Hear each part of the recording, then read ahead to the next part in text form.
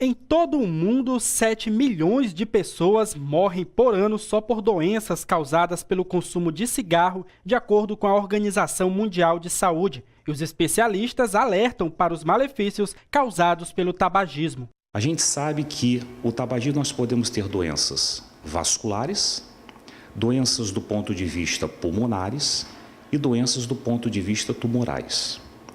Infelizmente, a questão vascular, a gente sabe que o tabagismo, ele aumenta a agregação plaquetária, deixando o sangue mais grosso. Ele promove como se fosse um afilamento dos vasos, aumenta a resposta inflamatória dos vasos, aumenta a produção de adrenalina, que logicamente vai aumentar a pressão arterial e aumenta as gorduras, que são os lipídios.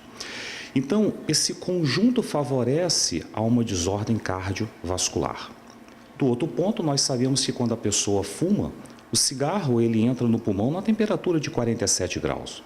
Então, nós já temos os efeitos térmicos do cigarro a nível do pulmão. E, logicamente, isso vai gerar uma resposta inflamatória que vai gerar uma determinada agressão e que a gente chama de doenças pulmonares tabaco-dependentes.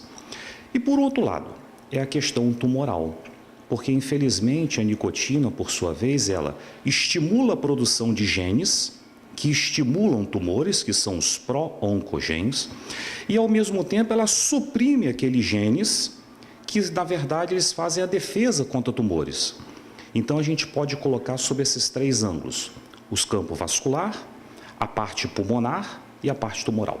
O cigarro aumenta em 30% o risco de infarto e estudos mostram que cerca de 30 minutos após fumar, há um aumento de pressão arterial e da frequência cardíaca. E muitas doenças estão associadas a esse mau hábito. Do ponto de vista cardiológico, a gente pode colocar o acidente vascular cerebral, as placas a nível de carótidas, o infarto agudo do miocárdio, são as mais comuns que nós temos. Do ponto de vista pulmonar, nós temos o enfisema, nós temos a bronquiolite, nós temos a bronquiectasia. A gente sabe que a própria questão do tabagismo, ele prioriza quadros infecciosos e exacerbação de doenças pulmonares pré-existentes e os tumores pulmonares. O cardiologista Rodrigo Carvalho destaca que os danos contraídos pelos fumantes levam um tempo para serem notados e o número de pacientes em busca de tratamento cresceu.